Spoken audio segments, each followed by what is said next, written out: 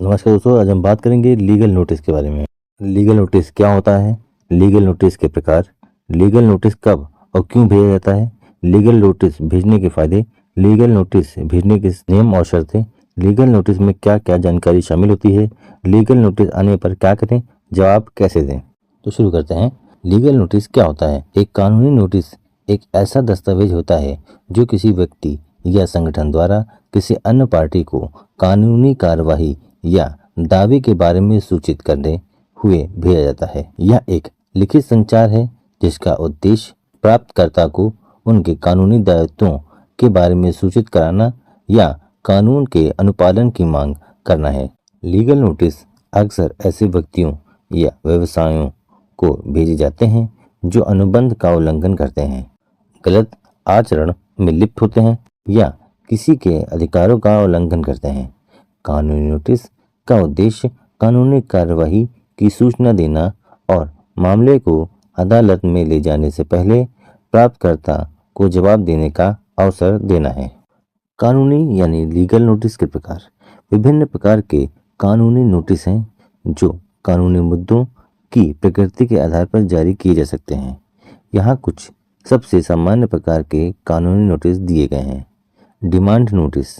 Demand notice एक ऐसी notice है जो तब जारी किया जाता है जब एक पक्ष दूसरे पक्ष से भुगतान या प्रदर्शन की मांग करता है। इस प्रकार का नोटिस अक्सर तब भेजा जाता है जब कोई पक्ष किसी अनुबंध का उल्लंघन करता है या अपने दायित्वों को पूरा करने में विफल रहता है। बेदखली नोटिस। बेदखली का नोटिस एक कानूनी नोटिस है जो एक किराएदार को तब भेजा जाता है जब मकान मालिक किराएदारी समझौते को समाप्त करना चाहता है।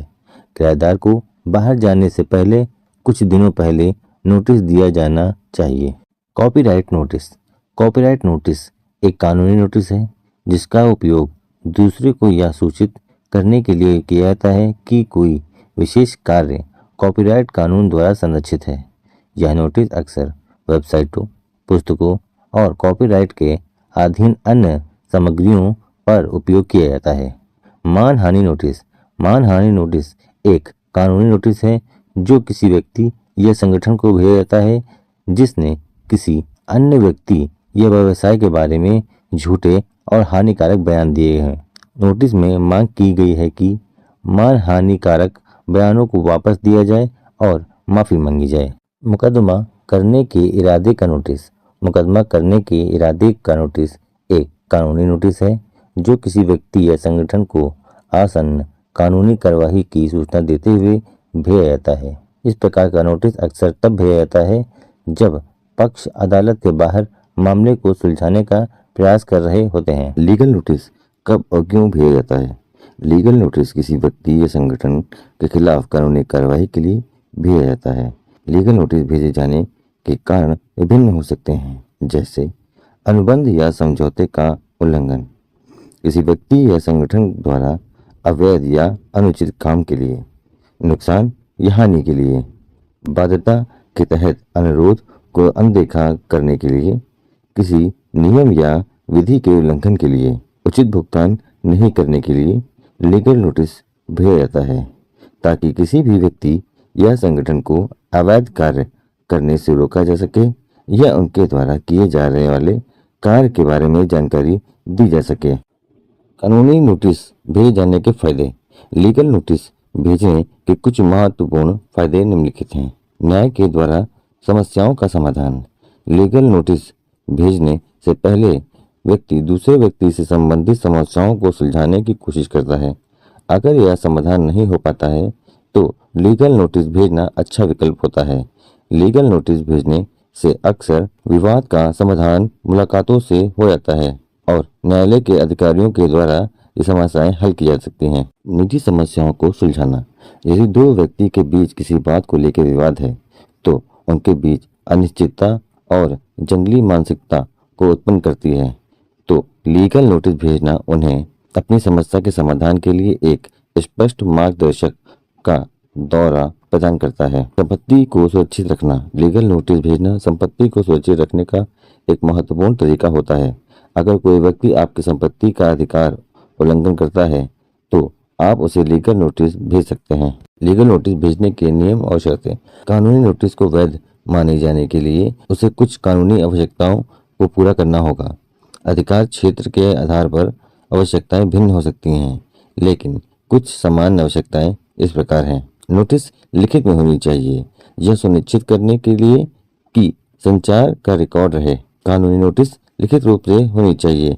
नोटिस सही पते पर भेजना चाहिए। नोटिस प्राप्तकर्ता को सही पते पर जाना चाहिए। यदि नोटिस गलत पते पर जाता है तो इसे वैध नहीं माना जा सकता है। नोटिस समय पर दिया जाना चाहिए। कानूनी नोटिस समय पर दिया जाना चाहिए। इसका मतलब यह है कि घटना के घटित होने के बाद एक निश्चित समय के भीतर कानूनी नोटिस भेजना चाहिए। नोटिस विशिष्ट होनी चाहिए।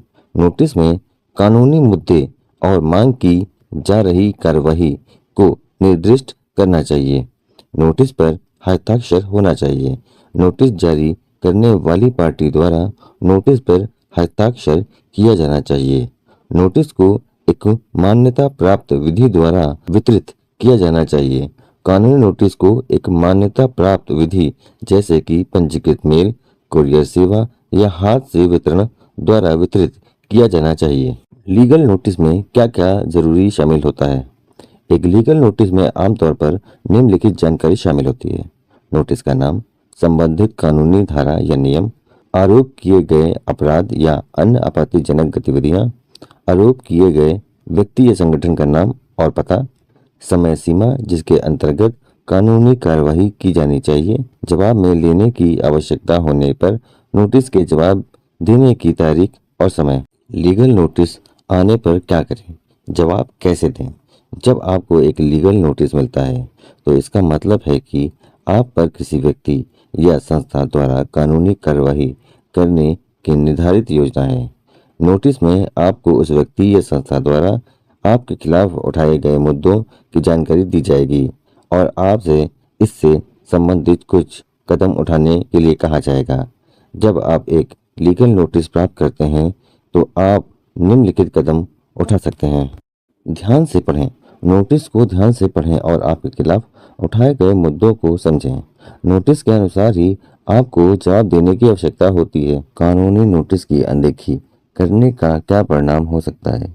लीगल नोटिस को नज़रअंदाज करने के गंभीर परिणाम हो सकते हैं।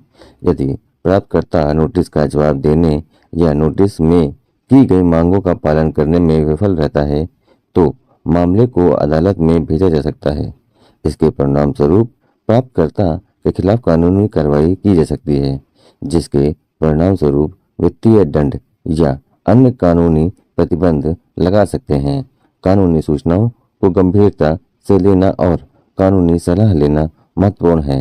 यदि आप अपने कानूनी दायित्वों के बारे में अनिश्चित हैं। भारत में लीगल नोटिस भेजने की समय सीमा क्या होती है?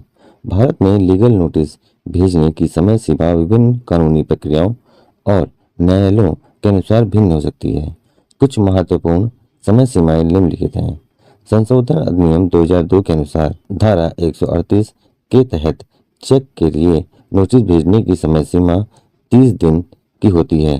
कंपनी अधिनियम 2013 के अनुसार सदस्यों द्वारा कंपनी से संबंधित मुद्दों के लिए नोटिस भेजने की समय सीमा 14 दिन की होती है। संविधान के अनुसार मूल नागरिक न्यायाधिकरण के विरुद्ध नोटिस भेजने की समय सीमा साधारण महासभा अधिनियम 1956 के अनुसार संघ या संस्था द्वारा संघ या संस्था के साधारण सभा के लिए नोटिस भेजने की समय सीमा 14 दिन की होती है। इसके अलावा अन्य प्रक्रियाओं में नोटिस भेजने की समय सीमा विभिन्न हो सकती है। इसलिए आप जब भी लीगल नोटिस भेजने की योजना बनाते हैं तो आपको विशेषज्ञ की सलाह लेनी चाहिए। निष्कर्ष, एक लीगल नोटिस सामान्यतः किसी व्यक्ति या संगठन के द्वारा किसी दूसरे व्यक्ति या संगठन के खिलाफ लिखित रूप से भेजा जाता है जो उनके कानूनी हकों की रक्षा करता है। लीगल नोटिस जारी करने से पहले यह महत्वपूर्ण होता है कि आप सही तरीके से तय करें कि लीगल नोटिस जारी करना वास्तव में आवश्यक है या नहीं।